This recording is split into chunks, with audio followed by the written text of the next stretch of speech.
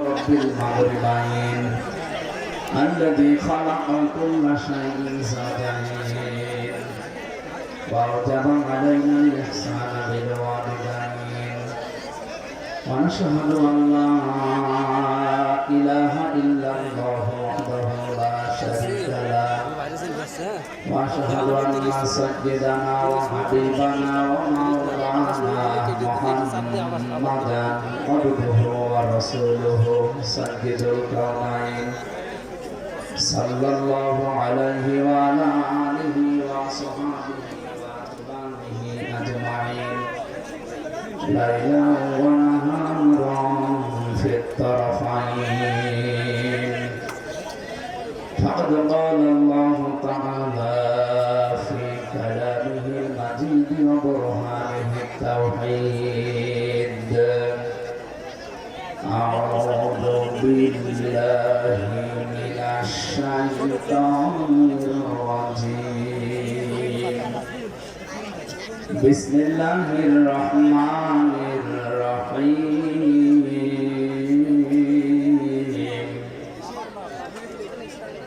وإذ ابتلى إبراهيم ربه بكلمات فأتمهن قال إني جاعلك للناس إماما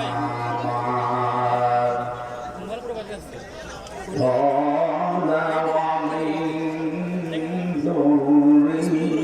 ذريتي قال لا ينال عهدي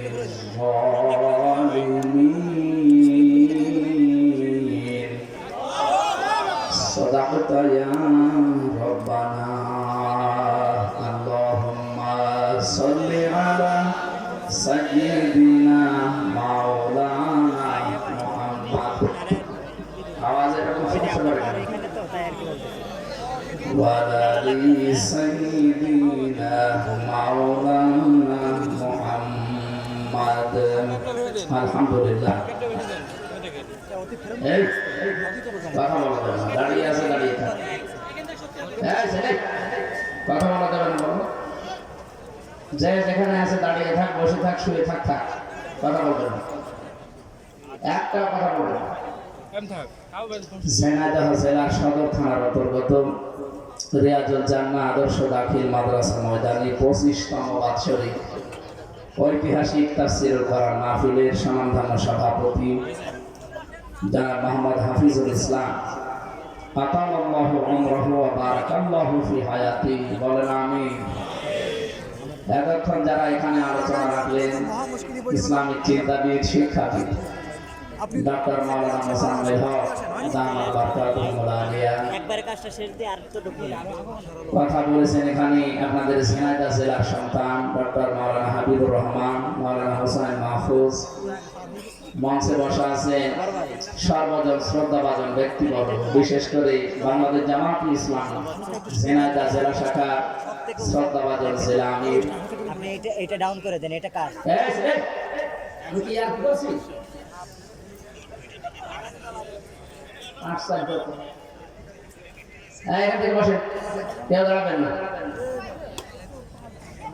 অধ্যাপক আলী আজম মোহাম্মদ আবু বকর দামাত বারকাতুহুল আলিয়া কুষ্টিয়া ইসলামী বিশ্ববিদ্যালয় আমার প্রাণপ্রিয় প্রতিষ্ঠান ওখানকার বিভিন্ন বিভাগে শ্রদ্ধাভাজন শিক্ষক মন্ডলী আশপাশে বসে আছে হায়াতে তাজ্জেবা সিহাতে কুল্লিয়া কামনা করছি আল্লাহ স্যারদের দুনিয়া আখিরাতে সম্মান যেন আরো বাড়িয়ে দেন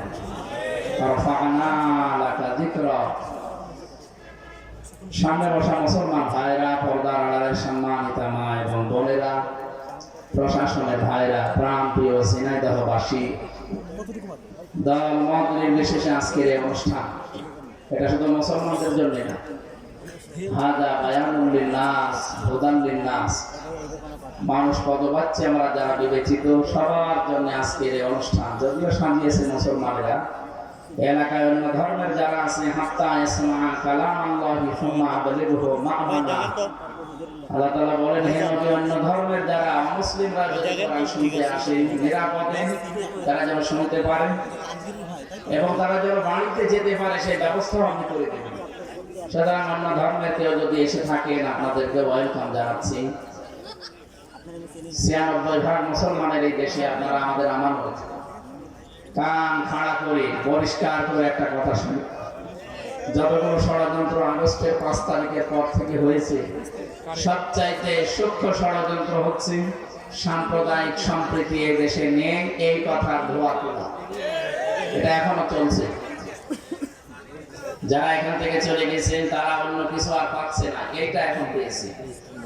এখানে দেশের মুসলমানেরা যা দেখিয়েছে, বিশেষ করে ইসলামী আন্দোলন, একামতে দিনের যারা খাদেম কর্মী, এই মানুষগুলো অন্যান্য ধর্মের উপাসনালয় যেগুলো সেগুলো পাহারা পর্যন্ত করেছে।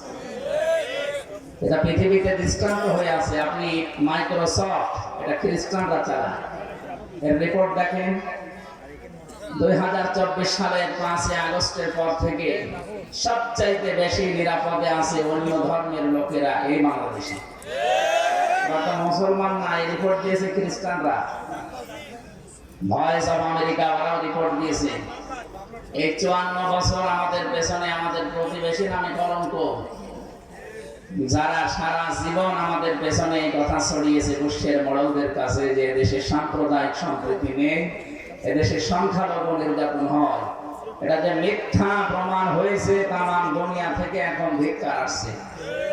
বিশেষ করে ভয়েস অফ আমেরিকা এরা যখন রিপোর্ট দিয়েছে ২৫৭টা দেশ দুনিয়া সবচাইতে বেশি মিথ্যা তথ্য পরিবেশন করে ইন্ডিয়া। এরা এত বেশি মিথ্যা কথা অন্যদের বিরুদ্ধে বলে, পৃথিবীতে এরকম দেশ আর একটাও নেই। সুতরাং বিশ্বের বড়রা এখন বুঝেছে যে এখন মিথ্যা বলে। সবাই না, উগ্রপন্থী যারা আছে, জঙ্গি যারা, সন্ত্রাসী যারা, আল্লাহর ঘর বাবরি মসজিদ যারা ভেঙে ফেলেছে, এই মানুষগুলো তারা মিথ্যা কথা ছড়ায়। এই যে সাংবাদিক নামে কিছু কলঙ্ক আছে, ওদের অনুসারে মলক ঢাকা নাম যেন কি ময়ূখ, এরকম বহু মানুষ আছে।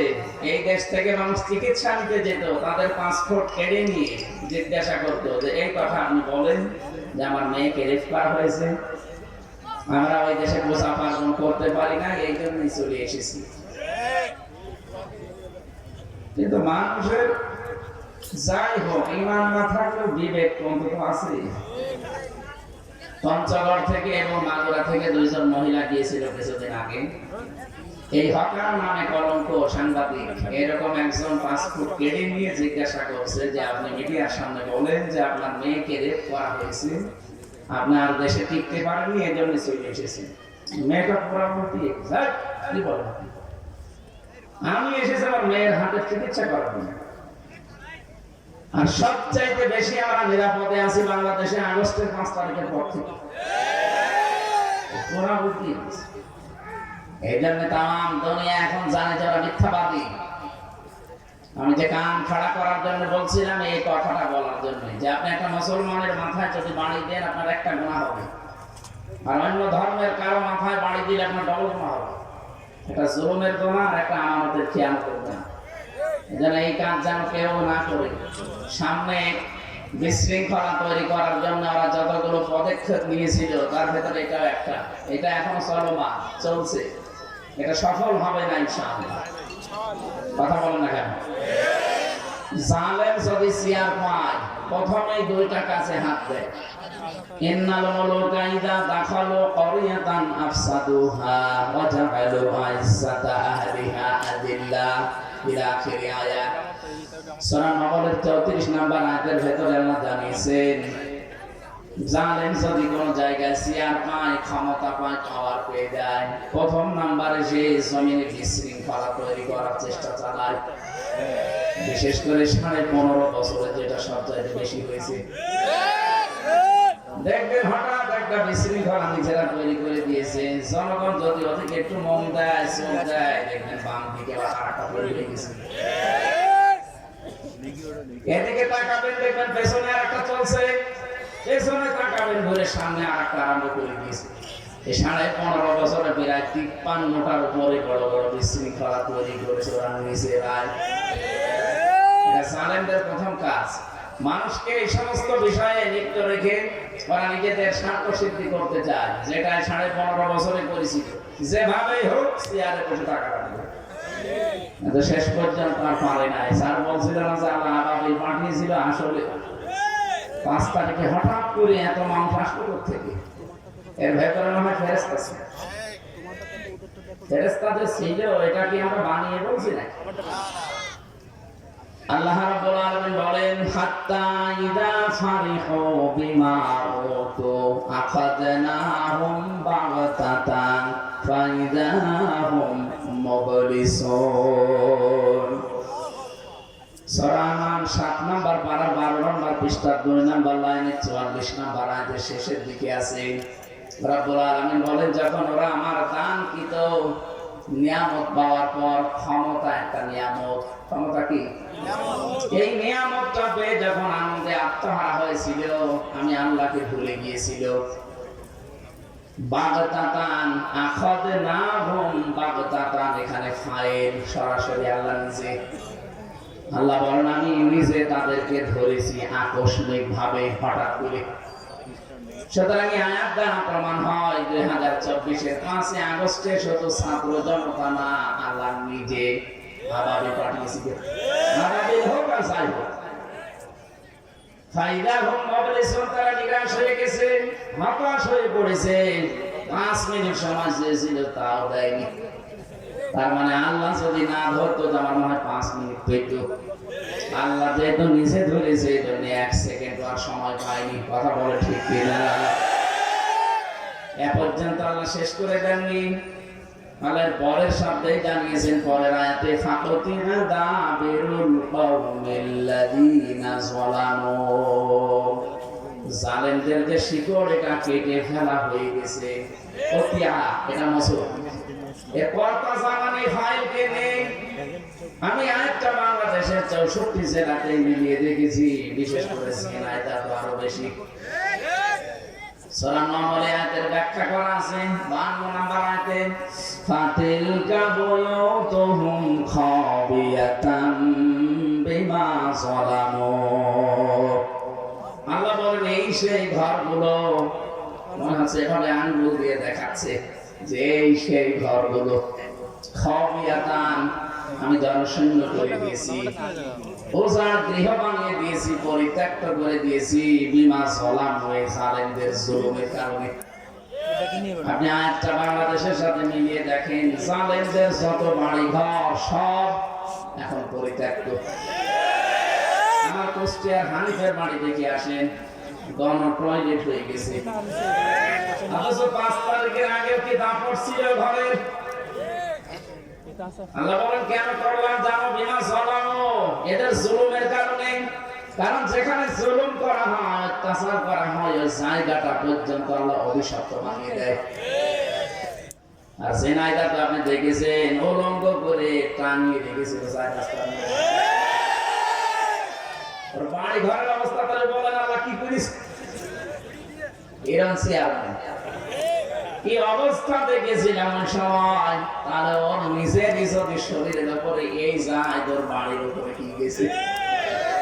কুষ্টিয়ার হানিফের বাড়ির টয়লেট পর্যন্ত মানুষ, প্যান ছিল, প্যান উপরে। এটা বাস্তবতা আছে। আমি 16 সালে একবার হজে যাওয়ার পরে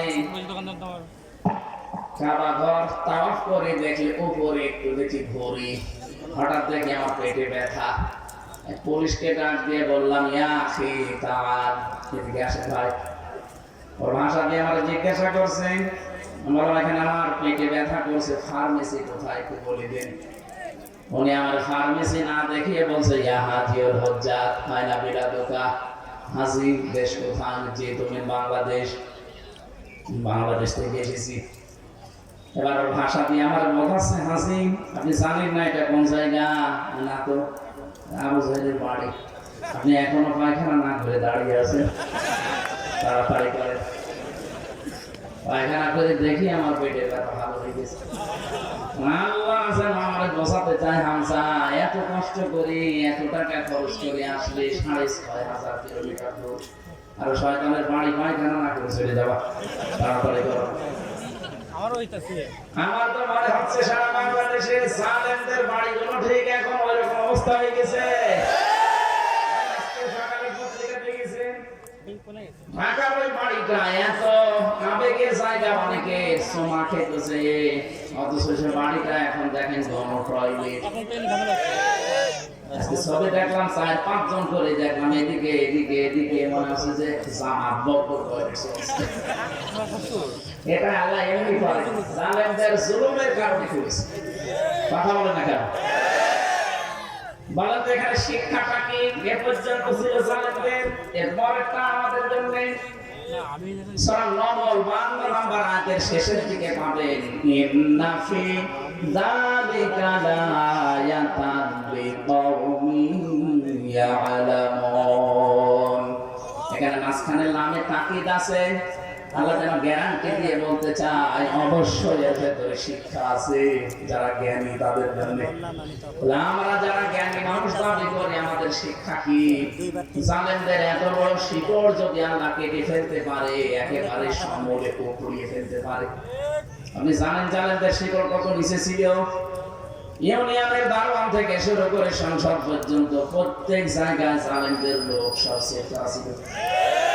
আমি নিজে তো দেখেছি রিমান্ডে ওদের কি শক্ত মজবুত চেন, একেবারে টপ টু বটন সব জায়গায়।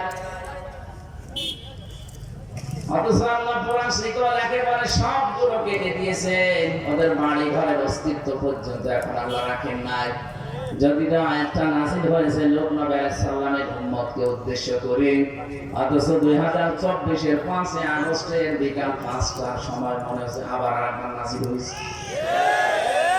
তাহলে আমাদের এখানে শিক্ষা নেওয়া দরকার, এই জালেমদের এত বড় শিকড় যদি আল্লাহ কেটে ফেলতে পারে, আগামীতে যারা আসবেন চেয়ারে বসবেন, তারা যদি জালেম হয়, তাদের বাড়ি ঘর কিন্তু 5 বছর পরে শ্মশান হয়ে যাবে।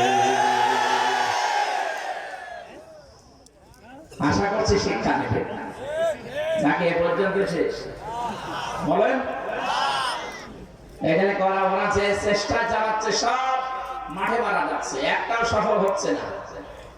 আর আমার কথা মতো কিছু মানুষ আমরা দেখতে পাই, এরা উস্কানিতে পা দিয়ে এখনো পর্যন্ত বিশৃঙ্খলা চেষ্টা চালাচ্ছে। সাবধান থাকবে, বিশৃঙ্খলা তৈরি করে আপনি পার পাবেন না। দেখেন না গোপালগঞ্জের মানুষের অবস্থা, পেছনে পিটিয়ে বাঁদরের মতো লাল করে দিয়েছে। ওই কয়েকদিন সন্তান গোপালগঞ্জ থেকে ঢাকায় কেউ গেলে, বসে গেলে 300 টাকা, দাঁড়িয়ে গেলে 1000 টাকা। পিটিয়েছি। আপনি এখন উস্কানিতে পা দেবেন? যারা এগুলো করেন তারা যদি একবার 4 দেওয়ালের মাঝে চলে আসেন না, বাপ বলার সময় পাবেন না। এই যে বিশ্বজিৎকে যারা উস্কানিতে পা দিয়ে হত্যা করেছিলেন, ওই শাওন আমার সাথে ছিল, 3 বছর জেলে ছিল। মাঝে মাঝে আমাদের ফাঁসের রণবের ছেলে আমার কাছে এসে বলতো, ভাই ভুল করছি। সেটা আমার বারবার বলছিল যে কিসের জামাত ইসলাম, কিসের শিবির, আমি তো মুসলমান না। আপনার যদি বিশ্বাস না হয় জিনিসপত্র দেখেন, তারপরও আমরা মানি না। ওরা একেবারে জায়গায় কুপিয়ে শেষ করে ফেললাম। কিন্তু কি হলো, আমার মা বাবা এখন আমার পরিচয় দেয় না। আমি ফাঁসির আসামি ছিলাম, এখন আমি যাবজ্জীবনে এসেছি। এখন আমার 30 বছর জেল খাটা লাগবে।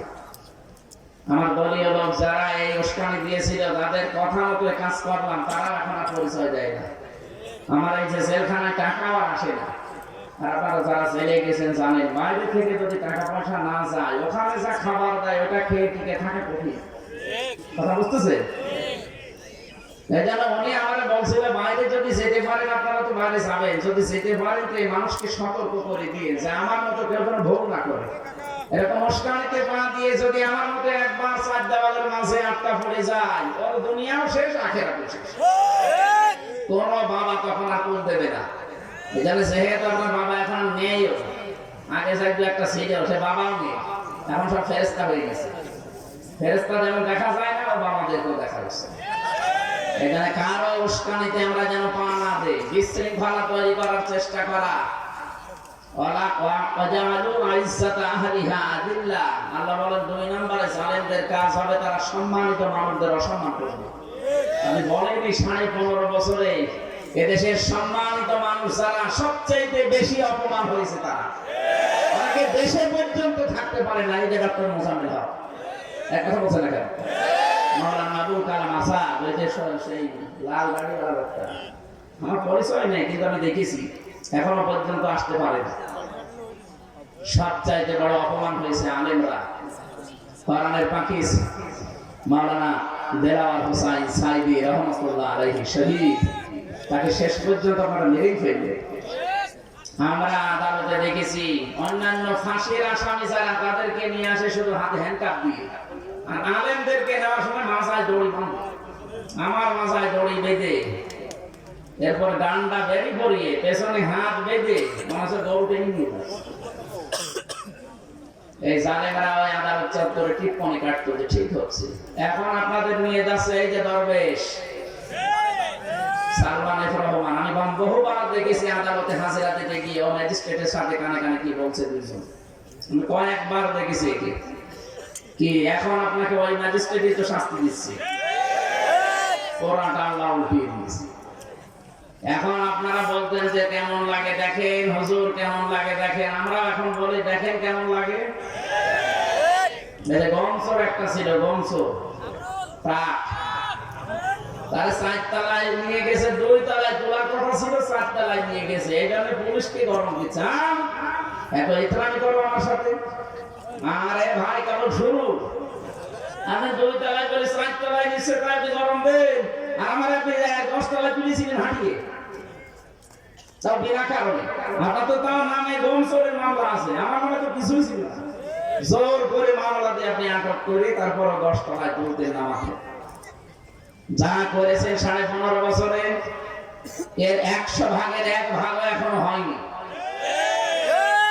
জানেন যারা তাদের কর্মসূচি 4টা, এই 2টা এই আয়াতের ভেতরে আল্লাহ দিয়েছে, আর 2টা আছে সূরা বাকারার ভেতরে। আমার এটা উদ্দেশ্য না, আমার উদ্দেশ্য সামনে যদি কোনো মানুষ আমাদের এই দেশের চেয়ার পায় তারা যেন এইরকম কাজগুলো না করে। আমরা যেহেতু এসেছি কোরআন কারীমের অনুষ্ঠানে, এটা দল মত নির্বিশেষে সবার জন্য, সবার জন্য না বলেন বলেন, যারা সবাই এখানে এসেছি কোরআন যেভাবে শোনা লাগে আপনারা ওই 2টা শর্ত মানবেন। 1 নম্বরে ফাসতামিউ লাহু ওয়া আনসিতু, শোনা লাগবে মনোযোগ সহকারে আর চুপ থাকা লাগবে। লাআল্লাকুম তুরহামুন, তাহলে এখানে আল্লাহর রহমত নাযিল হবে ইনশাআল্লাহ। আর আমরা যারা বলতে আসি আমাদেরকে আল্লাহ কিছু দায়িত্ব দিয়েছেন। আল্লাহ রাব্বুল আলামিন বলে ওয়ানসালনা ইলাইকাল যিকরা লিতুবাজ্জিনা লিন-নাসি মা নুজিলা ইলাইহিম ওয়া লাআল্লাহুম ইয়াতাফাক্কারুন। সূরা নাহলের 44 নম্বর আয়াতের শেষের দিকে আছে রাব্বুল আলামিন বলেন এই কিতাব আমি আপনার প্রতি নাযিল করলাম এই কারণে এটা আপনি মানুষদেরকে ব্যাখ্যা বিশ্লেষণ করে শোনাবেন। কোন মানুষ এদিকে আছে আপনারা?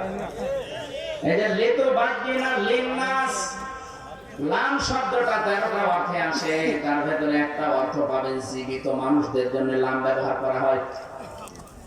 তার মানে কোরআন শোনানো লাগবে জীবিত মানুষদের। অথচ 15.5 বছর কি অবস্থা গেছে বলেন, জীবিত মানুষদের কোরআন শোনানো বড় কঠিন হয়ে গিয়েছিল। যারা কোরআনের অনুষ্ঠানে জীবিত মানুষদের আয়োজন করতো, আমরা শোনাতে আসতাম, এটা বাধা দিত। অথচ ওই লোকটা আমি দেখেছি ওর বাবা মরে গেলে আমার ডাকতো কোরআন পড়ে দিন। এখন বাবা তো মরে গেছে, এখন কোরআন পড়ে করবো কি? জীবিত যতদিন ছিল তখন ওকে বোঝালে কাজ হতো। কথা বলে না কেন? এখানে এই সিস্টেমও পাল্টাতে হবে। আমাদের এই দেশে এটা আছে, মরে গেলে মানুষ আশপাশে কোরআন পড়ে। আরে ভাই, ওর জীবন যদি কোরআনের উপরে না চলে, মরে গেলে পড়লে ওর শাস্তি আরো বাড়বে। বলেন, এখানে যতদিন জীবিত আছে ততদিন তাকে শোনানো মানানো এটা আমাদের জন্য দরকার। আল্লাহ আমাদের যেন তৌফিক দেন, বলেন আমিন। যারা এসেছে খুশি হয়ে বলেন আলহামদুলিল্লাহ। দরুদ আর সালাম পড়ছি নবী মুহাম্মদ রাসূলুল্লাহ সাল্লাল্লাহু আলাইহি ওয়াসাল্লামের প্রতি। বিশ্বনবী জানিয়েছেন এটা যেহেতু মাদ্রাসা মাহফিল, এজন্য হাদিসটা আমি একটু বলছি। মান করাল কোরআনা, যে ব্যক্তি কোরআন পড়ে, আমার আগে স্যার যে কথাগুলো বলেছিলেন ওইটাই আমি একটু ট্রান্স দিচ্ছি। কোরআন পড়া বলতে কি বুঝি আমরা? চারটা শর্ত যদি আপনি মানতে পারেন তাহলে আপনার কোরআন পড়া হয়েছে। মান কোরআন কোরআনা, যে ব্যক্তি কোরআন পড়ে, এই শব্দের ব্যাখ্যা পেয়েছি আমি সূরা বাকারার 121 নম্বর আয়াতে দেখে। আল্লাহ রাব্বুল আলামিন বলেন, আল্লাযীনা আতাইনাহুমুল কিতাবা ইয়াতলুনাহু হাক্কা তিলাওয়াতি উলাইকা ইউমিনুনা বিহি। যাদেরকে আমি কিতাব দিয়েছি তারা এই কিতাবকে হক আদায় করে তেলাওয়াত করে। তাফসীর ফি জিলালিল কোরআন সাইয়্যিদ কুতুব রাহমাতুল্লাহ আলাইহি মানে হাক্কা তিলাওয়াতের ব্যাখ্যায় দিয়েছেন চারটা বিষয়। যদি কেউ চারটা বিষয় সামনে রেখে পড়তে পারে সে যেন কোরআন হক আদায় করে পড়ে আর সেই কোরআনে বিশ্বাসী। এখানে যারা আমরা আছি দেখেন তো আমাদের হয় কিনা। এক নম্বরে পড়া লাগবে শুদ্ধ করে, আর এই জন্যই মাদ্রাসা। এই কথা বলে না, মাদ্রাসাটা দিয়েছে তো কোরআন শুদ্ধ করে পড়ার জন্য। তার মানে এক নাম্বার শর্ত এখান থেকে পাওয়া যাচ্ছে। দুই নাম্বার শর্ত হচ্ছে শুধু শুদ্ধ করে পড়লে হবে না, এটা বুঝতে হবে। আর এইটা সিস্টেম এখানে আছে। এখানে এটা কতগুলো মিডিয়ামে পড়াচ্ছে, শুধু আপনি কোরআন এক ভাষায় না কয়েক ভাষায় বুঝতে পারবেন। তিন নাম্বারে শুধু বুঝলেই হবে না, এটা মানতে হবে। আর এই ট্রেনিং এখান থেকে দেওয়া হয়। শুধু মানলেই হবে না, চার নাম্বারে এটা মানুষ যেন মানে সেই পরিবেশ তৈরি করে দিতে হবে। এজন্য হাদিসের দ্বিতীয় শব্দটা মান কোরআন কোরআনা ফাস্তাজহারাহু, যে ব্যক্তি কোরআন পড়ে আর কোরআনকে ইজহার করার চেষ্টা চালায়। ইজহার মানে আমি ইজহারের যতগুলো অর্থ পেয়েছি, ইজহার মানে স্পষ্ট করা, ইজহার মানে দাঁড় করানো, ইজহার মানে কায়েম করা, ইজহার মানে বিজয় করা। এখান থেকে আমার মনে হয় যত সিস্টেম বের হয় তাদেরকে এই শিক্ষায় দেওয়া হয় যে কোরআনকে পরিবার, সমাজ আর রাষ্ট্রে দাঁড় করাতে হবে। এক কথা বলে না কেন? আপনি যতদিন কোরআন পড়বেন শুদ্ধ করে, এই বাংলাদেশে অন্তত আপনার শত্রু আপনি পাবেন না। যতদিন বুঝবেন কোন শত্রু আপনার নেই, আপনি দেখবেন নেই, যতদিন আপনি নিজে কম বেশি মানবেন আপনার শত্রু পাবেন না। যে বলবেন না আমি এটা মানাতে চাই, তখনই আপনার পেছনে লেগে যাবে। এই যে আহমেদ শফিক হেফাজত ইসলামের আমির, সাবেক আমির, ইন্তেকাল করেছিল। আল্লাহ রাব্বুল আলামিন তাকে যেন মাফ করে দেন। বলেন এই লোকটা যতদিন কোরআন পড়েছে সারা বাংলাদেশে কোনো শত্রু ছিল তার? যতদিন বুঝেছিল শত্রু ছিল, যতদিন নিজে মানত কম বেশি কোনো শত্রু ছিল না। যখনই বলেছে না এটা আমি মানুষকে মানাতে চাই, কোরআনে আছে ওয়াল্লাযিনা লা ইয়াউযুনা রাসূলাল্লাহি লাহুম আযাবুন আলীম, রাসূলকে যারা কষ্ট দিচ্ছে এবং দেবে তাদের জন্য যন্ত্রণাদায়ক শাস্তি আল্লাহ রেডি করে রেখেছে। উনি যখন এই দফাটা সামনে দিলেন যে রাসূলুল্লাহকে অন্তত কেউ যেন কষ্ট দিতে না পারে, এই আইনটা আমরা চাই, তখনই শাপলা চত্বর কায়েম করে দিয়েছে। শুধু এতটুকুই না, তার নাম পর্যন্ত জালেমরা পাল্টিয়ে দিয়েছে। তার নাম দিয়েছে তেতুল হুজুর। আমার নাম কি তেতুল হুজুর ছিল? আপনি কথা বলছেন? আল্লামা সাইদি রাহমাতুল্লাহ আলাইহি ওনাকে জেলখানায় 13টা বছরে জালেমরা বহুবার অফার দিয়েছিল যে আপনি কোরআন শুদ্ধ করে পড়েন। আমি বলছি আমি দরকার হয় নিজে রাজনৈতিক একটা দল আলাদা করি অথবা একটা দরবার আলাদা খুলি, আপনি মুরিদ বানান, যা লাগে আমরা আছি। কিন্তু কোরআন মানুষ মানে মানুষ, না মানে না মানুষ, ওইটাই আপনার যাওয়ার দরকার নেই। উনি মানেন নিয়ে এই জন্য শেষ পর্যন্ত মেরে ফেলেছে। তাহলে এখান থেকে বুঝলাম কি কোরআন শুধু পড়লেই হচ্ছে না, এটাকে ইজহার করার চেষ্টা চালাতে হবে। পৃথিবীতে নবী রাসূলদেরকে আল্লাহ পাঠানোর যে উদ্দেশ্য, বিশেষ করে আমাদের নবীকে, ওয়াল্লাযী আরসালা রাসূলাহু বিল হুদা ওয়া দীনিল হক লিইয়ুযহিরাহু আলাদ-দীনি কুল্লি ওয়া কাফা বিল্লাহি শাহীদা। এখন তিন জায়গায় আল্লাহ একই আয়াত দিয়ে জানাতে চেয়েছেন তিনি সে আল্লাহ যিনি তার রাসূলকে সত্য দিন বিধান এই দুনিয়ায় দিয়ে পাঠিয়েছেন। একটা উদ্দেশ্য ইযহিরাহু আলাদ-দীনি কুল্লি, তিনি যেন ইজহার করেন এই যে এজহার শব্দের ব্যাখ্যা আমি ফিজিল আলীর কোরআনে পেয়েছি। মুফাসসির লিখেছেন এখানে এজহার মানে আল্লাহ বিজয় করে দেখাতে চায়। যেহেতু আল্লাহ নিজে চাচ্ছেন তিনি বিজয়ী করতে, ওরা যতই চাচ্ছে না এটা আমরা বিজয় হতে দেব না। আল্লাহর সিদ্ধান্তের বাইরে আপনি পারবেন। ইরিদুনা আইয়ুকফিউ নূরাল্লাহি বিআফওয়াহিহিম ওয়া ইয়াবাল্লাহু ইল্লা আইয়ুতিম্মা নূরাহু ওয়ালাউ কারিহাল কাফিরুন। ওরা চায় মুখের ফু দিয়ে আল্লাহর এই বাণীকে লিভিয়ে দেবে। আল্লাহ বলেন না, আমার একটা সিদ্ধান্ত আছে, আমি আল্লাহ আমার এই নূরকে পরিপূর্ণতায় রূপ দেবই। বলেন তো সিদ্ধান্ত নিচ্ছে কে? আরো জোরে বলেন। এটা আমাদের কোনো চিন্তা নেই, আমরা এই কোরআনের মালিকও না। কি কোরআনের মালিক আমরা? এমনকি জমিনের মালিক না, আমরা তো খাদেম। কি আমরা কোরআনের খাদেম না? আমরা চেষ্টা করে যাচ্ছি এই কোরআনে কারিমকে তার জায়গার মতো পৌঁছিয়ে দেওয়া। চেষ্টা করতে করতে জীবনের শেষ দিন পর্যন্ত চালাবো। হলে ভালো, না হলে আমাদের কোনো লস নেই, কারণ আমাদের জন্য নির্ধারিত বেতন আছে। আজকে বলে এই জমিটা যদি আজকের মাহফিলের দিন সভাপতি হাফিজুর রহমান উনি যদি বলে জমিটা আমার, 5 জন মানুষকে আমি নিলাম কামলা হিসাবে, আপনারা আমাদের জমিতে ধান লাগাবেন বিকাল 5টা পর্যন্ত, এরপর আপনাদের বেতন দিয়ে দেব। বিকাল 5টা পর্যন্ত আমরা লাগাতে আছি, মাত্র 10 মিনিট বাকি আছে বিকাল 5টা বাজতে।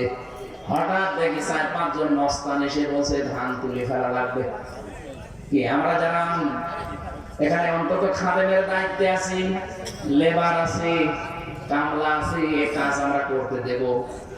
কথা বলেন না কেন?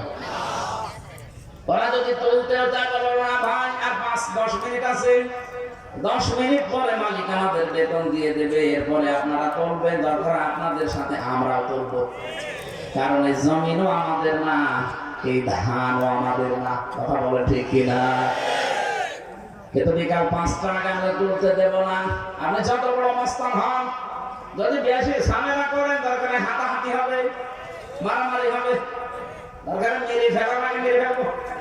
কথা বলছে না কেন? কারণ আমার বেতন না হলে আমি বাড়ি যাবো কি নিয়ে? তারা সব ভোকা ফাঁকা আছে বাড়িতে, ওদেরকে খাবার দিয়ে দেয়, বেতন লাগবে।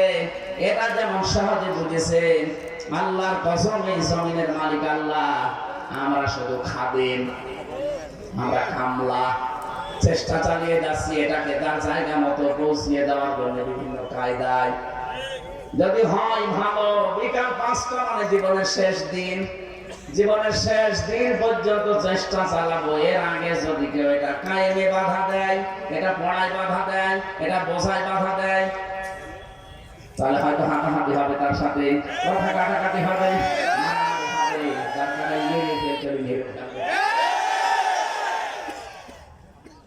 এরপর আমার বেতন লাগবে। বেতন পাবো কয়টায়? বলেন বলেন। বেতন না পেলে আমার বিশাল জীবন সামনে পড়ে আছে, এই জীবন আমি পাড়ি দেবো কি করে? আমার বেতন যদি না হয় বাড়িতে যেমন যেতে পারবো না, বেতন না পেলে আমার জীবন চলবে না। কথা বলেন ঠিক কিনা? এখন এর পরেও যদি মস্তানরা তুলে ফেলে ধান, বাসে ভালো করে শোনেন, এরপরেও যদি মস্তানরা বলে না এই যে অস্ত্র দেখছেন এক্ষুনি তুলে ফেলা লাগবে, তুলে ফেলতেছে, আমরা পারলাম না বাধা দিয়ে। এখন যিনি মালিক হাফিজুর রহমান, উনি যদি দেখে যে মস্তানরা 10 মিনিট আগে সব তুলে ফেলেছে, ওনার জমিন, ওনার ধান, আমাদের চাইতে ওনার একটু কষ্ট বেশি লাগার কথা না? এই কথা বলে না কেন? ওনার কষ্ট বেশি মানে ওনার ধান লস, ওনার বেতন তো অলরেডি দেওয়া লাগবে, কারণ আমরা প্রায় কাজ করে ফেলেছি। এরপরেও যদি উনি কিছু না বলে, বুঝতে হবে উনি দুর্বল, এই জন্য কিছু বলছে না। না না, উনি যদি এখন সামনাসামনি কিছু না বলে, আপনি ভেবে নিতে পারেন উনি গোপনে এমন কিছু করবে যে মস্তানরা শ্বাস ফেলার সময় হবে না। সেই কাজ কৌশল ওনার আছে, না তো এত জমিনের, এত বড় জমিনের মালিক হতে পারতো না। এখানে 1 কাঠা জমিনের দাম 50 লাখ, সেখানে 1 বিঘা জমিনে ধান লাগাচ্ছে, বুঝতে হবে ওনার পেছনে অনেক কিছু আছে। কথা বুঝে? উনি যাতে এখন সামনাসামনি মস্তানদের কিছু না বলে বুঝে নিতে হবে যে ওর গোপনে কোনো কিছু আছে। এই জমিনে 54 বছর আবু বকর সিদ্দিকের মতো মানুষেরা চেষ্টা চালিয়ে যাচ্ছে এই জমিনে কামলা হিসাবে, কোরআনের খাদেম হিসাবে এটাকে ইজহার করার জন্য। এটা কত বাধা আমরা পেয়েছি, কথা বলেন না কেন? কোন সময় বাধা দিয়েছে হাসানুল হক, ইনো বলা যাবে না, ইনি আশাই দন্তন্নয় হস্যি। কখনো বাধা দিয়েছে রাশেদ খান মেননের ভূমিকায়, কখনো বাধা দিয়েছে দিলীপ বড়ুয়ার ভূমিকায়, কখনো বাধা দিয়েছে বিচারপতি মালিকের ভূমিকায়, কখনো বাধা দিয়েছে হাসিনার ভূমিকায়। এরপর আমরা কিছু পারছি না। 54 বছরে 96% মুসলমানের দেশে, এরপর মনে করেন এটা আমরা কায়েম করতে পারলাম না, এটা বিজয় করতে পারলাম না, কিন্তু এর একজন মালিক নেই। বলেন, এর একজন মালিক আছে, এমনকি জমিনের একজন মালিক আছে, তিনি তারপরও কিছু বলেননি। কামালা আসার আমরা কিছু বলতে পারলাম না, কারণ আমাদের ক্ষমতার বাইরে। এমনকি মালিক যিনি, উনিও কিছু বলছেন না। সামনাসামনি যদি কিছু না বলে আপনি বুঝেই নেবেন যে ওনার গোপনে কোনো উদ্দেশ্য আছে। আর গোপনে যদি একবার ধরে মাপ বলার সময় দেবে না। মনে হয় আল্লাহ এখন ধরেছে। যত ক্ষতি করেছেন আপনারা, কি দোষ ছিল এই দেশের আলেমদের, একামত দিনের কর্মীদের, কি উদ্দেশ্য তাদের? বারবার তারা 54 বছর বলছে যে আমাদের ক্ষমতার উদ্দেশ্য না, আমাদের উদ্দেশ্য এটা প্রতিষ্ঠার মাধ্যমে আখেরাতে মুক্তি পাওয়া। বাইরে যদি কারো উদ্দেশ্য থাকে চেয়ারের, তাহলে তার পেছনে থাকা যায় না।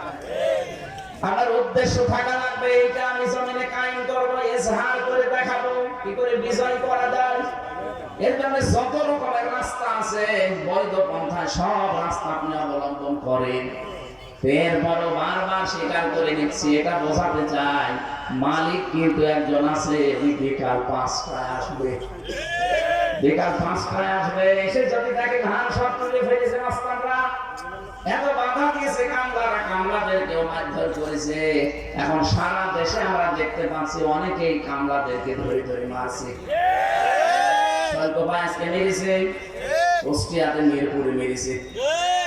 কি উদ্দেশ্য আপনি মারেন বলেন তো?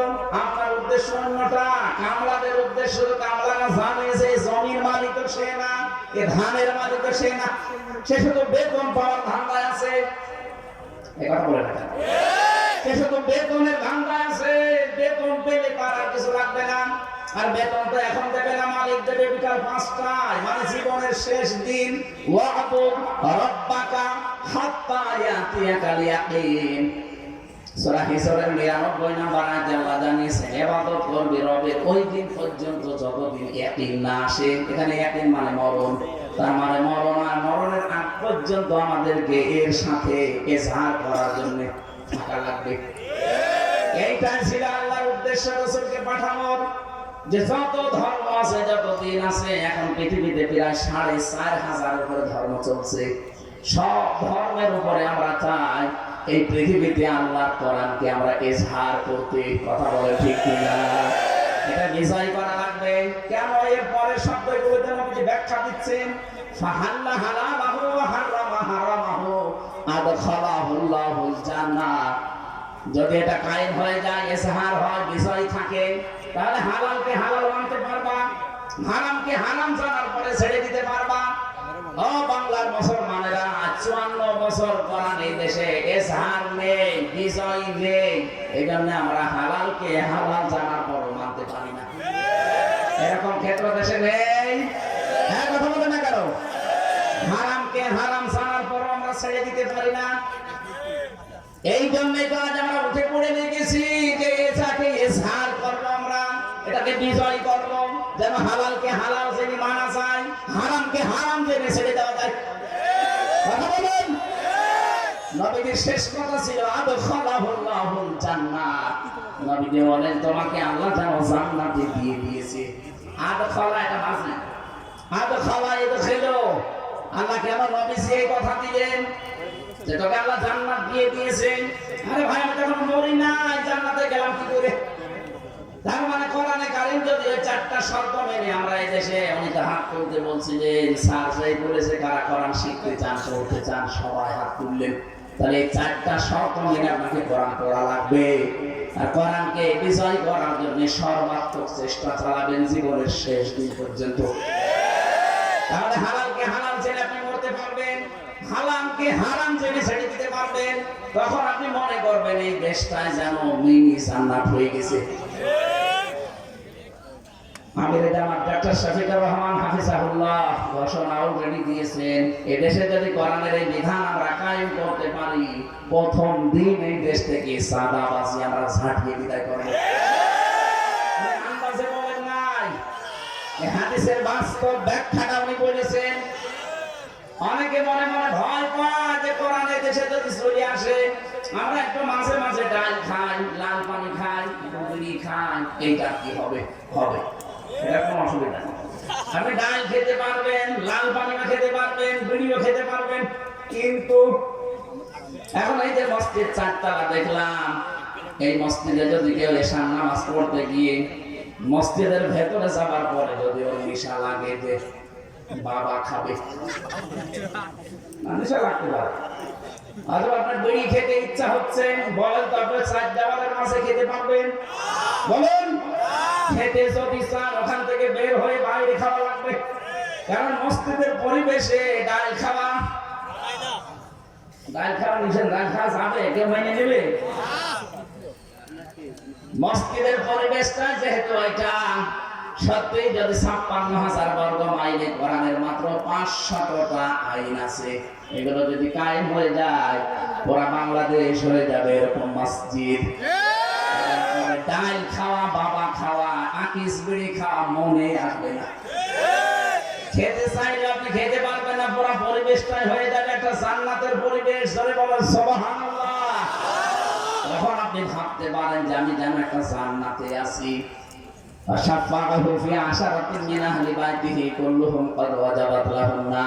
এটা যে হাফেজরা পাগড়ি নিল, এরা যদি সত্যিই কোরআনে কারীম বুকে ধারণ করে, আর একে যদি হালাল যা আছে হালাল গুলো মেনে নিয়ে হারাম গুলোকে ছেড়ে দিতে পারে, ওই পরিবেশ কায়েম করে কিয়ামতের দিন 10 জন মানুষকে সুপারিশ করে সে জান্নাতে নিয়ে যেতে পারবে। আল্লাহ পাক আমাদেরকে হাদিসের এই ফাস্তা সাহারাহু, কোরআনকে বিজয় করার মন মানসিকতা যেন সবার ভেতরে তৈরি করে দেন। বলেন আমিন। আমরা কোরআনে এই কোরআন থেকে মাত্র একটা আয়াত পড়েছি, 6,236টা আয়াত আছে, এটা বিশুদ্ধ। 6,666টি আয়াত আছে, এটা প্রসিদ্ধ। দুইটাই ঠিক আছে। আমরা মাত্র একটা পড়েছি, সূরা বাকারার 124 নম্বর আয়াত। যদিও এটা জাতির পিতা হযরত ইব্রাহিম আলাইহিস সালাম সম্পর্কে, কিন্তু এটা আমরা যেহেতু ইব্রাহিম নবীর সন্তান, আমরা তার সন্তান না? কথা বলেন না কেন? আমাদের নাম রেখেছেন আমাদের বাবা ইব্রাহিম, আমাদের নাম যে মুসলিম, এ নাম দিয়েছে কে? মিল্লাতা বিকুম ইব্রাহিম হুয়া সাম্মাকুমুল মুসলিমিন। আল্লাহ পাক বলেন তোমাদের জাতির পিতা ইব্রাহিম আমি আল্লাহ জানিয়ে দিলাম, আর তিনি তোমাদের নাম মুসলিম রেখেছেন। এখানে হুয়ার ফাইল দুইটা, তাফসীরে ইবনে কাসিরের ভেতরে দুইজনের নাম আছে। হুয়ার ফাইল হয় আল্লাহ, নয় আমাদের জাতির পিতা যিনি ইব্রাহিম। এখান থেকে শিক্ষা পাওয়া যায়, মুফাসসির লিখেছেন বাবা হিসাবে হযরত ইব্রাহিম যেহেতু আমাদের নাম তিনি লিখে দিয়েছেন, এখানে যত বাবা আছেন তাদেরও কিন্তু সন্তানের উপরে কিছু দায়িত্ব, প্রধান দায়িত্ব 4টা, সব মিলিয়ে 11টা। এই দায়িত্বগুলো যদি আপনি বাবা, মা, বড় ভাই, গার্জিয়ান দাবি করেন, এই দায়িত্বগুলো পালন করা লাগবে। বিশেষ করে বাবা আর মা। 1 নম্বরে তার নাম রাখা লাগবে, অর্থবোধক নাম। এখানে কত বাবা আছেন এমন আধুনিক নাম রাখতেছে, এ নাম রেখেছে ডেঞ্জার, ভয়ঙ্কর। ও বড় শত হয়, কত ভয়ঙ্কর হয়। এখানে নাম এমন অর্থবোধক নাম দেন, কিয়ামতের দিন যেন আল্লাহ অন্য কিছু যদি নাও পায়, নামের দিকে তাকিয়ে যেন আল্লাহ মাফ করে দেন। হাদিসটা যদিও দুর্বল সনদের দিক থেকে, আমি শিক্ষার জন্য বলছি। কিয়ামতের দিন হাসরের ময়দানে আল্লাহ ডাক দেবেন নাকি মারিয়াম বলে, হাজার হাজার মরিয়ম মহিলা দাঁড়িয়ে যাবে। রব্বুল আলামিন বলেন, না আমি তো এত মরিয়ম চাইনি, আমি ঈসা নবীর মা মরিয়ম আলাইহিস সালামকে চেয়েছি। মরিয়ম নামের মেয়েরা বলবে, রব্বুল আলামিন তুমি তো বলো না যে ঈসা নবীর মা মরিয়ম কোথায়। দুনিয়াতে তোমার আদেশ তো মানি নাই, আজকে যখন ডাক দিয়েছো মনে করলাম যে আমাকে ডাকতেছো, এই জন্য হাজির হয়ে গেছি। আল্লাহ রাব্বুল আলামিন বলেন, আজকের এই ময়দানে ঈসা নবীর মা মরিয়মের সাথে যত মরিয়ম লাভবাহিক বলেছে, যাও তোমাদেরকে মাফ করে দিলাম। আমি আবার বলছি, সনদটা দুর্বল, তারপর উদ্বুদ্ধ করার জন্য বললাম। বলেন তো, নাম কিয়ামতের ময়দানে কাছে আসবে, এই জন্য সন্তানের নাম আপনি এমন অর্থবোধক রাখবেন। সেজন্য কুষ্টিয়ায় সেদিন আমি একটা নাম দেখলাম বড় বাজারে, দোকানে সাইনবোর্ডের উপরে লিখে রেখেছে মেহাদ স্টোর। না, ওনারা বললাম যে ভাই কি এটা, না মেহাদ মানে জানেন আপনি না? কোরআন শরীফে আমি পেয়েছি অবিসাল মেহাদ। আরে ভাই, মেহাদ মানে জাহান্নামের নিকৃষ্ট স্থান, নাম কাকে পাল্টাবে? কোরআন শরীফে আছে বলে আপনি একেবারে মেহাদ লিখে দিয়েছেন। তো কাজ সেবান রাখে না অনেকে, সাইজি সাহেব বলতো ফেন্সির রাখে, কোরআন শরীফে আছে না। অর্থবোধক নাম রাখা লাগবে, কারণ নামের প্রভাব মানুষের জীবনে প্রায় অর্ধেক। রবীন্দ্রনাথ ঠাকুরের একটা কবিতা পড়েননি যে এক দাদা সম্পদ থাকার চাইতে একটা অর্থবোধক নাম থাকা অনেক উত্তম। এই জন্য আমি আশা করবো আপনারা নাম এমন রাখবেন পরবর্তীতে যেন এই নামের একটা প্রভাব তার জীবনের ভেতরে পাওয়া যায়। নামের প্রভাব আমি পেয়েছি। রিমান্ডে আমার সবচাইতে বেশি অত্যাচার করেছিল যে অফিসারটা, ওর নাম হচ্ছে আসাদুজ্জামান। আসাদ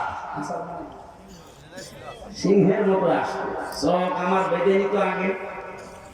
এরপরে ঘরের ভেতরে মাটির নিচে নিয়ে ওই যে সমস্ত জিনিস দিয়ে নখ তোলে, ওইগুলো নিয়ে এসে চোখ খুলে বলতে, দেখেন আমরা এগুলো দিয়ে পা হাতের নখ তুলি, যে ভোর তুলে ফেলি, পায়ের নিচে একাধারে 10 মিনিট পিটা, লোহার মোটর আছে ওইটা দিয়ে পায়ের নিচে একাধারে যদি আপনাকে আধা ঘন্টা পেটানো যায়, আপনি অন্ধকার দেখবেন চোখে, আর দেখতে পাবেন। কারণ ওদের ট্রেনিং দেওয়া আছে তো, কোন কোন জায়গায় মারলে কি কি বলে। এর একটা নামের প্রভাব পেতাম, খারাপ প্রভাব, ভালো প্রভাব পাই। আসাদ মানে যেহেতু সিংহ, ওই ইসলামী মাইন্ডের মানুষ পেলেই নাকি ও সিংহের মতো গর্জন দিও, আজকে আমার রূপ দেখাবো। আমরা এমন এমন নাম রাখবো পরবর্তীতে এই নামগুলো যেন ইসলামের কাছে লাগে। আসাদটা যদি অন্তত ইসলামের কাছে লাগাতে পারতো, আমার মনে হয় ওর দ্বারা অনেক উপকার হতো, কারণ পুরাটা চালাতো ওই বিভাগটা সে। এরকম 1628টা চেয়ার ছিল বাংলাদেশে। এই 1628টা চেয়ারে যারা ছিল, তারা যদি হযরত ওমরের মতো মানুষ তৈরি হতো, হযরত আলীর মতো মানুষ তৈরি হতো, এই বাংলাদেশটা সত্যি একটা মিনি জান্নাত বানিয়ে ফেলতে পারতাম আমরা। আমরা সেই স্বপ্ন দেখি সামনে, যে এই 1628টা চেয়ারে এমন মানুষকে আমরা বসাতে চাই যে মানুষগুলো সত্যি এখানে বসে হযরত ওমরের মতো দায়িত্ব পালন করবে। এই দেশটা দাঁড়িয়ে যাবে ইনশাআল্লাহ, ওর কোনো অসুবিধা নেই। জালেমরা যা করেছে এটা কিছু সময় লাগবে, কারণ এই যে যাওয়ার সময় আল্লাহর ওলি 14টা ব্রিফকেস নিয়ে গেছে, সব ছাই ভরা আর মাটি ভরা ছিল। পাইলটকে শুধু বলেছিল ব্রিফকেস গুলো উঠেছে, বলছে হ্যাঁ চলো, আর কার সাথে কথা বলো। আমি যদি একটু খাওয়া কাকুকে বলতেন যে খাওয়া চলে গেলাম, তাও বলতেন। আমার নাম্বারও জোগাড় করে বলতে পারতেন না যে হামজা 3 বছর জেল খাটালাম, কিছু মনে করি না, চলে গেলাম দোয়া করি, তাও বলতেন। এখন চলে গেলেন এভাবে, এই দেশে কি দিয়ে গেলেন? বিশাল বিশাল বোঝা দিয়ে গেলেন। এই যে 780 জন মানুষ এখন হাসপাতালে বিভিন্ন অঙ্গ প্রত্যঙ্গ হারিয়েছে, এরা তার পরিবারের জন্য, সমাজের জন্য বোঝা। একথা বলছে না কেন? অথচ বিশ্ব নবী যেদিন নবুয়ত পান, ওই দিন বাড়িতে আসার পরে বলেছিলেন, জাম্মিলুনি ইয়া খাদিজা, আমাকে ঢেকে দাও, আমি ভয় পেয়েছি। হযরতে খাদিজা ওই দিন 5টা কথা বলেছিলেন, কাল্লা, কখনো না, মা ইফসিকাল্লাহু আবাদা, আপনাকে আল্লাহ অপমান অপদস্থ করতে পারে না। ইন্নাকা লা তাসিলুর রাহিমা, আপনি তো রক্তের সম্পর্ক ঠিক রাখেন, এই হাদিস থেকে প্রমাণ হয় যারা আত্মীয়তার সম্পর্ক ঠিক রাখে তাদের মনের ভেতর থেকে আল্লাহ যত রকমের ভয় আছে সব দূর করে দেয়। আর আমরা যত রকমের সম্পর্ক সবগুলো কাট করি। আত্মীয়তার সম্পর্ক বলেন, রক্তের সম্পর্ক বলেন, আরো বাকি যে সম্পর্ক আছে সবগুলো আমরা কাটছাট করি। এই জন্য যত ভয় আমাদের ভেতরে আল্লাহ ঢুকিয়ে দেয়। এক কথা বলছে না কেন? আমি নাটোরে থেকে আসার সময় পুলিশ গাড়ি রাত 2টা বাজে তখন গাড়ি আটকিয়ে বসে, হুজুর একটু দোয়া করেন। কি দোয়া? আমার বুকে ফুল দিয়ে দেন। কেন? যে ডিউটি করছিলাম হঠাৎ দেখুন তার গাছের ভেতরে পিছনে লড়ে গেছে। আমি ভয় পেয়েছি, লবণ পানি খাবো, আপনি আমার ফুল দিয়ে দেন। আমি ওনার একটু আলাদা দেখি নিয়ে বললাম, ভাই আপনি আমি আমার সামনে মিথ্যা কথা বলেন, আপনি সত্যি করে বলেন তো আপনার জীবনে রক্তের সম্পর্ক আত্মীয়তার সম্পর্কে কোনো ঝামেলা আছে? ও সত্যি কথা বলছে, হ্যাঁ আমার ভাইয়ের সাথে আমার কথা হবে, জমি জায়গা নিয়ে একটু ঝামেলা আছে, এই জন্য আমার ভাই বড়টার সাথে আমি কথা বলি। এই তো রক্তের সম্পর্ক যারা দুনিয়া ঠিক রাখে না তাদের ভেতরে আল্লাহ একটা ভয় ঢুকিয়ে দেয়। আপনি ওই তাল গাছে কি নড়িয়ে গেছে ওই ভয় না, আপনার এমনি একটা অজানা ভয় সবসময় ভেতরে থাকবে। এই যে রক্তের সম্পর্ক যাদের ঠিক নেই, আপনি যতই সাহস নিয়ে চলতে চান অজানা একটা ভয় আল্লাহ তৈরি করে দেবে। 2 নম্বরে তাহমিলুল কাল্লা, আপনি তো মানুষের বোঝা বহন করেন, আপনি ভয় পান কেন? আপনি মানুষের দুঃখের বোঝা, কষ্টের বোঝা, ঋণের বোঝা এগুলো আপনি বহন করেন, হালকা করে দেন, আপনার ভয় নেই। আর আপনি কি করলেন? এত ঋণের বোঝা বাংলাদেশে দিয়ে গেলেন, এখন এই দেশে একটা মানুষ জন্ম নিয়ে 1,10,000 টাকা তার মাথার উপর দিয়ে, আপনাকে আল্লাহ ভয় দেখাবে না দেখাবে কারে? এত ভয় পেয়েছে যে বলারও সময় পেলেন না। ওখান থেকে আমরা শিক্ষা নিতে চাই, মানুষের বোঝা যারা হালকা না করে আরো ভারী করে দেয়, যারা মানুষের দুঃখের বোঝা বাড়িয়ে দেয়, কষ্টের বোঝা বাড়িয়ে দেয়, আল্লাহ কিন্তু ওই মানুষগুলোকে বিভিন্ন ভয় ঢুকিয়ে দেয়।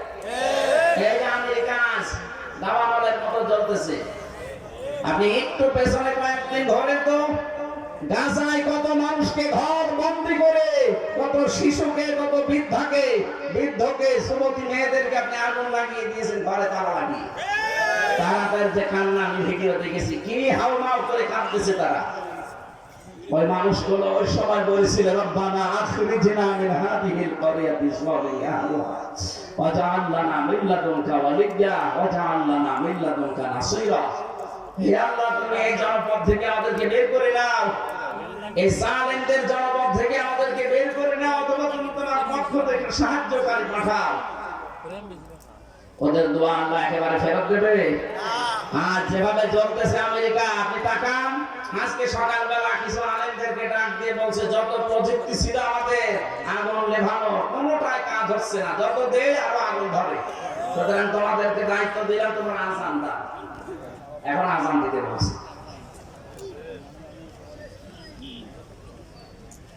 এখানে কত রকমের ভয় আল্লাহ এখন ঢুকিয়ে দিয়েছে ওদের ভেতরে, আপনি চিন্তা করেন তো। আমেরিকা বাংলাদেশের চাইতে 59 ডবল, এই দেশটা 59টা জোড়া দিলে যত বড় হবে ওই দেশ একাই অত বড়। কি দাবানল দাও দাও করে চলছে, মনে হচ্ছে যে কোন নাটক সিনেমার শুটিং চলছে। অথবা একটা বাস্তব ওইটা, যারা মানুষের বোঝা হালকা না করে আরো ভারী করে দেন, আপনি বিশ্বাস করবেন আপনার ভেতরে অজানা ভয় আল্লাহ ঢুকিয়ে দেবে। এই 15.5 বছরে বহু বোঝা আপনি মানুষকে দিয়েছেন, বিনা কারণে একটা মানুষের মিথ্যা মামলা দিয়ে, মিথ্যা সাক্ষী দিয়ে তার পরিবারটা আপনি নষ্ট করে দিয়েছেন। আপনাকে আল্লাহ এখন ভয় দেখাবে না? কত রকমের ভয় আপনাকে আল্লাহ ঢোকাবে আপনি জানেন? কিচ্ছু জানে না একটা মানুষ ঘরে ঘুমিয়ে আছে, ঘুম থেকে উঠে দেখছে থানা হাজত। কি গো ওই আজকে দিচ্ছিস কখন? স্বপ্নে। বানিয়ে বললাম না, এটা হয়েছে। আমার তুলে নিয়ে গেল আমার বাড়ির দোতলা থেকে, আর পরের দিন পেপারে দিয়ে দিল যে ওনারা আমরা চড়হাস থেকে ধরেছি। তাহা মিথ্যা কথা। যে মামলা দিয়েছিল শয়তান বিশ্বাস করে না। জজ সাহেব মাঝে মাঝে আমার যে মামলা উঠতো আমার নিয়ে যেত, জজ হাসতো যে কি দিয়ে বিচার করবো বলেন। অথচ 3টা বছর উনি জামিন দেয়নি। অথচ এই জজই ছিল তখন। এই যে আগস্টের 5 তারিখের পরে শুধু আমি মামলাটা তুলেছি, মামলা দেখে বলছে যে কি দিয়ে বিচার করবো, এর ভেতরে তো কোনো মাল নেই, একেবারে খারিজ করে দিলাম। আমি বলতেও গেলাম যে মাননীয় আদালতে মামলাটা তো 3 বছর আমার কাছে ছিল, তখন তো বলে এখন বলছেন কোনো মাল নেই, মাল কি আগে ছিল? এইটাই বলতো যে হুজুর আমার হাত বাঁধা, আমার কিছু করার নেই। কথা বলছে না, এইটাই বলতো যে আমার হাত বাঁধা, এই 3 বছর আমার কিছু করার নেই, এখন হাত খোলা আছে, আমি নাই বিচার করেছি, আমাকে একেবারে নির্দোষ, আমার কোনো দোষ পাইনি, বিনা অপরাধে 3টা বছর আমার জীবন নষ্ট করেছে ওরা। আমরা চাই 1628টা চেয়ারের নাম বলছে, আর নাম কোন চেয়ারের যেন হাত বাঁধা না থাকে, প্রত্যেকটা চেয়ারের হাত যেন আবু সাইদের মতো খোলা থাকে। এটা চান না আপনারা? কারা চান দেখি? লিল্লাহি তাকবীর।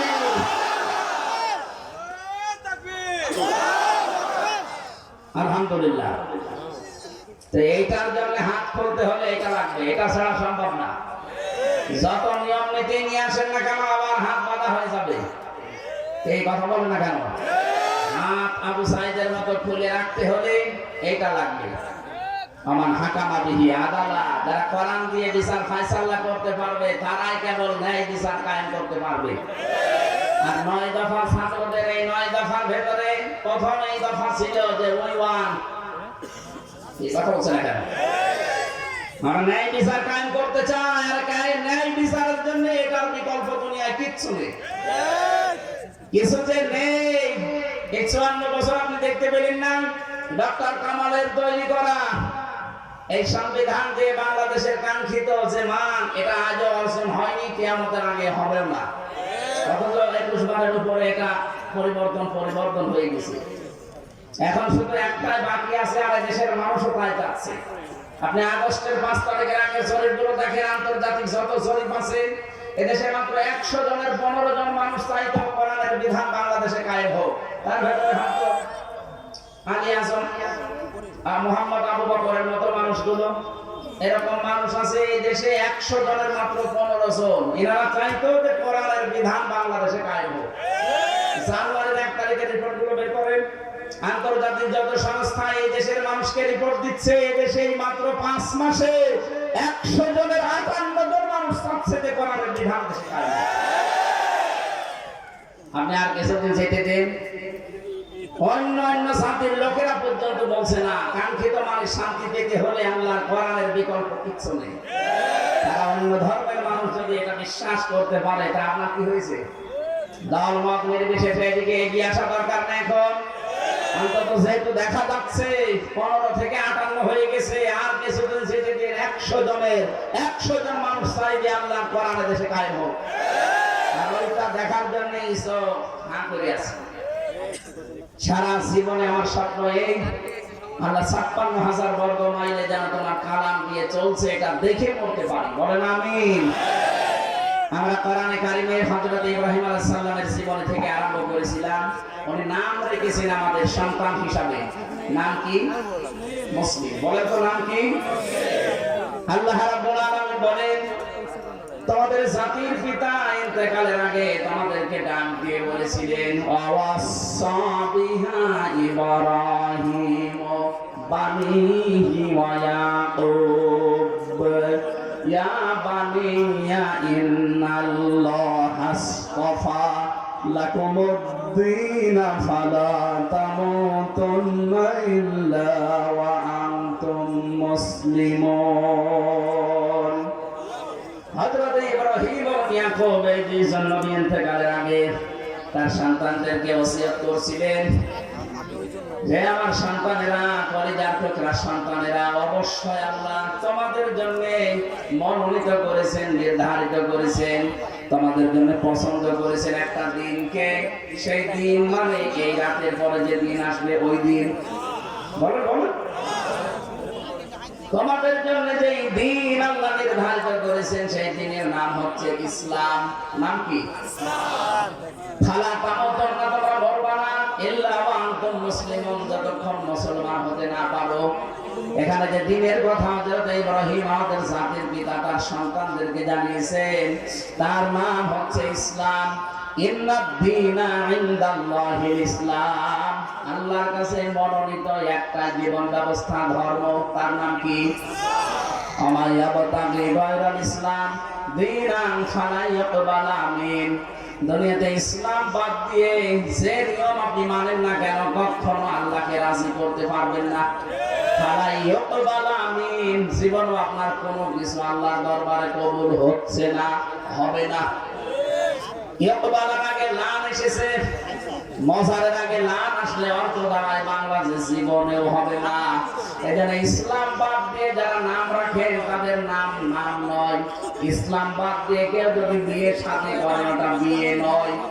ইসলাম বাদ দিয়ে কেউ যদি পরিবার চালায় ওটা পরিবার না। ইসলাম বাদ দিয়ে কেউ যদি রাজনীতি করে ওটা রাজনীতি না।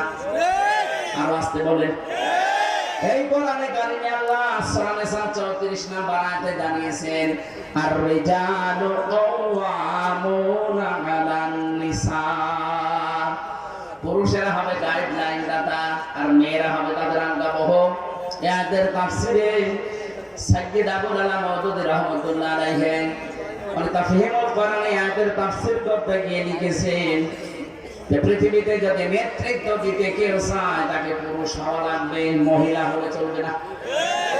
সামনে বাংলাদেশে যারা নেতৃত্ব দেবে, যারা ক্ষমতায় যাবে তারা যেন পুরুষ হয়, মহিলা হলে চলবে। কালান নবী সাল্লাল্লাহু আলাইহি ওয়াসাল্লাম লা ইউফলিহা কওমুন, ওই জাতি কখনোই সফল হচ্ছে না, হবেও না যে জাতির নেতৃত্বে কোনো মহিলা আছে।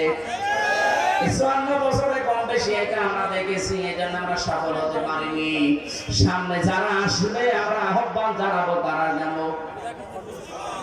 আর বুঝতে বলেন বলেন আল্লাহর পক্ষ থেকে মনোনীত যে দিন আল্লাহ দিয়েছেন এই দিনের বাইরে যদি কেউ নেতৃত্ব দেয়, নেতৃত্ব জায়েজ নেই। আল্লাহর দিনের বাইরে কোনো মানুষ যদি রাজনীতি করে, রাজনীতি যেমন রাজনীতি হচ্ছে না। অর্থনীতি যদি কেউ চালায় সেটাও অর্থনীতি হচ্ছে না। জীবনের যা করবেন আপনি এই মনোনীত দিন ইসলামের বাইরে যে আল্লাহকে রাজি করতে পারবেন না, ফালা তামুতুন্না, মরাও যাবে না, ইল্লা ওয়া আনতুম মুসলিমুন, যতক্ষণ পর্যন্ত আপনি মুসলমান হতে না পারেন। এতে প্রশ্নবোধক চিহ্ন পেয়েছি একটা, তাফসীরে ফি সিরাজিল কোরআন থেকে বলছি, মুফাসসির লিখেছেন আপনি যে মুসলমান না হয়ে মরবেন না, মুসলমান আপনি বুঝবেন কি করে? এখন প্রশ্ন আসতে পারে মুসলমান কি হয়ে বুঝবো, মানে আমি ছোটবেলায় মুসলমানি দিয়েছি। আরে ভাই ছোটবেলায় তো ছাগল মুসলমান দেয়, তাই না? ছাগলকে মুসলমান বলেন। কোরআনে আয়াতের ব্যাখ্যা আছে সূরা বাকারা 208 নম্বর আয়াতে, ওয়াদখুলু ফিস সিলমি কাফা, তোমরা ইসলামে পরিপূর্ণভাবে প্রবেশ করো। বলে পরিপূর্ণভাবে যে আমি ইসলামে প্রবেশ করেছি এর চিহ্ন কি? কোরআন শরীফ থেকে আমি শোনাচ্ছি, যদি 5টা বিষয় আপনার জীবনে আপনি দেখতে পান যে 5টা বিষয় আমার ভেতরে আছে, তাহলে বুঝে নেবেন যে আমি ইসলামে পরিপূর্ণ প্রবেশ করেছি। 1 নাম্বার, আপনি আত্মসমর্পণকারী হবেন। কার কাছে? আমাদের জাতির পিতা এটা করে দেখিয়েছেন, ইযে ক্বালা লাহু রাব্বুহু আসলিম ক্বালা আসলামতু লিরাব্বিল আলামিন। বলেন আল্লাহু আকবার। কোন গাছের মাথায় বসে কোড়াল দিয়ে কাঠ কাটছিলেন, আল্লাহ বলেন আত্মসমর্পণ করে ইব্রাহিম। তিনি বলেন এখানে কি করে? বলে খাতনা করো। গাছের মাথায় কোড়াল দিয়ে খাতনা করে তিনি বললেন আসলামতু লিরাব্বিল আলামিন, মহাবিশ্বের পালনকর্তা আল্লাহর কাছে আমি আত্মসমর্পণ করলাম, সারেন্ডার করলাম, আমার নিজের বলতে আর কিচ্ছু নেই।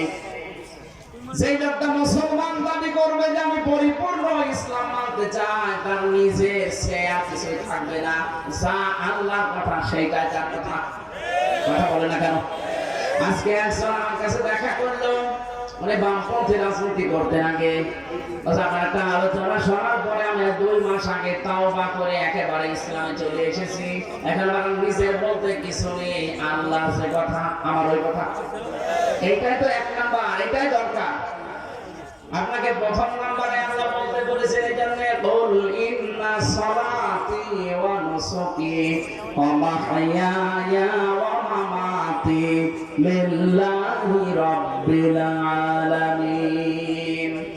হে নবী, আপনি বলেন যে আমার নামাজ, আমার কুরবানি, আমার বেঁচে থাকা, আমার মরে যাওয়া সব আমি আল্লাহর জন্য দিয়ে দিলাম। আত্মসমর্পণ যদি আপনি সব জায়গায় করতে পারেন, আপনি বুঝবেন যে ইসলামে আপনি প্রবেশ করেছেন। 2 নম্বরে আপনার আকীদা হওয়া লাগবে শুদ্ধ। কি বললাম? এইটা নিয়ে সারা বাংলাদেশে গন্ডগোলের শেষ নেই। একদল আর একদলকে খালি ফতোয়া দিতে আছে যে ওর আকীদা ঠিক নেই। আরে ভাই, আকীদা ঠিক কোনটা ওইটাই তো আমি বুঝি না। যে মানুষগুলো এই আকীদা রাখে যে ক্ষমতার উৎস আল্লাহ, আর যারা আকীদা রাখে ক্ষমতার উৎস জনগণ, তাদের বিরুদ্ধে আপনি ফতোয়া দেন না। ফতোয়া দেন এদের বিরুদ্ধে যারা বলে ক্ষমতার উৎসকে। আপনার কোন আকীদা? আকীদার প্রশ্ন তুলে একটা মাসলুম সংগঠনের উপরে, মাসলুম দলের উপরে আপনি এই তহমতটা লাগাবেন না। আপনার কি আকীদা আছে আপনি বলেন তো? যে মানুষগুলোকে আন্দাজে তহমত দেন যাদের আকীদা ঠিক নেই, আপনি ফাঁসির দড়ি খালি গলার কাছে আপনাকে নিয়ে যাওয়া হবে, আপনার আকীদা সব বের হয়ে যাবে। বোঝেন আকীদা কি? অথচ যাদের আপনি এই দোষ দিচ্ছেন তারা তো ফাঁসির দড়ি অলরেডি গলায় নিয়ে অনেকজন বিদায় অলরেডি নিয়েছে। আপনার ভেতরে কয়জন আছে যে ফাঁসির দড়ি না, শুধু ফাঁসি হবে কথা শুনে আপনার আকীদা পাল্টিয়ে যায়? 3 নম্বরে শুধু আকীদার প্রশ্ন, এখানে হাজার হাজার কথা আছে। 3 নম্বরে শুধু আকীদা না, আপনার চরিত্র উন্নত হওয়া লাগবে। আর চরিত্র যদি নিতেই হয় উন্নত করার জন্য মুহাম্মাদুর রাসূলুল্লাহ, তার থেকে নেওয়া লাগবে। কারণ তার চাইতে উত্তম চরিত্র এই দুনিয়ায় আর কারো। এরপর আপনার ইখলাস লাগবে, যা করবেন এটা যেন লোক দেখানোর জন্য না হয়। এটা কার জন্য হবে? ইখলাসটা আমাদের অধিকাংশ ভেতরে নেই। 5 নম্বর আপনার লেনদেন যেন স্বচ্ছ হয়। এটা অনেক ভালো মানুষ দেখতে মনে হয়, এত বড় বড় পাগড়ি মাথায় দিয়ে দাড়ি রেখে রাস্তা দিয়ে হেঁটে গেলে মনে হয় যে সিবরাই হেঁটে যাচ্ছে, অথচ লেনদেন ঠিক নেই। কারো কাছে যদি একবার ধার করে জীবনে তার সাথে দেখা করে না, একবার বলছে না। কোন দোকানে যদি বাকি খায় ওই দোকানের সামনে দেওয়া যায় না। না, আপনার লেনদেন ঠিক করা লাগবে। এই 5টা বিষয় যখন আপনি দেখবেন যে আমি মেনে চলতে পারছি, 1 নম্বরে আত্মসমর্পণ আল্লাহর কাছে, 2 নম্বরে আপনার ইখলাস লাগবে, 3 নম্বরে আকীদা বিশুদ্ধ হওয়া লাগবে, 4 নম্বরে চরিত্র হওয়া লাগবে উন্নত, 5 নম্বরে আপনার লেনদেন স্বচ্ছ চলবে।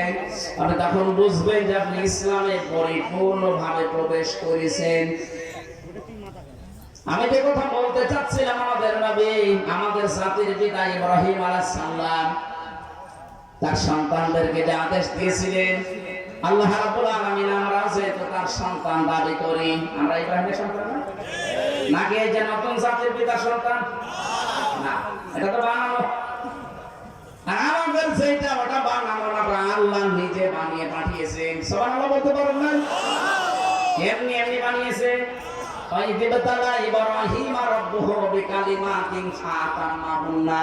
স্মরণ করো সময়ের কথা, যখন ইব্রাহিমকে আমি কিছু কালিমার দ্বারা পরীক্ষা করেছিলাম, আর প্রতিটি পরীক্ষায় তোমাদের জাতির পিতা, তোমাদের বাবা ইব্রাহিম পাস করে গেছে। এখানে আমি 9টা পরীক্ষার কথা পেয়েছি, আর অন্য আয়াতে পেয়েছি 41টা।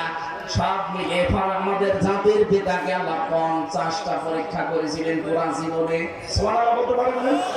বলেন তো, বাবাকে যদি আল্লাহ 50টা পরীক্ষা করে, সন্তান হিসাবে আমাদের 2-4টা পরীক্ষা আসবে না?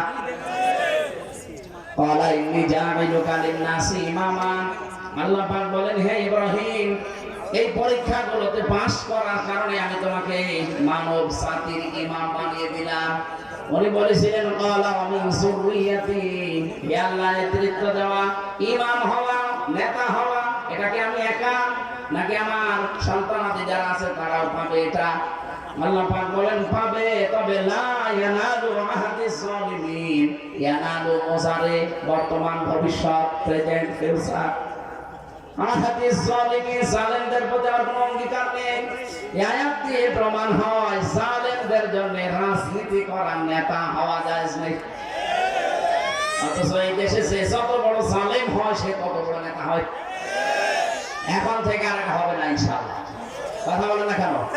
এখন থেকে আর কোন জালেম নেতৃত্বে আসতে পারবে? ইব্রাহিম নবী কালা 50টা পরীক্ষা করেছিলেন, পুরা কোরআনে আছে 50টা পরীক্ষা। তার ঈমান সম্পর্কে আল্লাহ 10টা পরীক্ষা নিয়েছেন।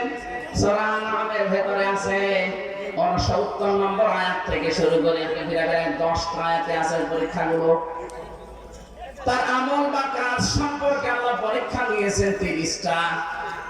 সূরা তাওবা 111 নম্বর 12 নম্বর আয়াতে আছে 10টা।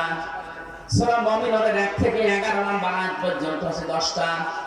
সূরা আহজাবের 35 নম্বর আয়াতে আছে 10টা। এই 30টা, ওদিকে 10, এদিকে 30, 40। আর তার নিজের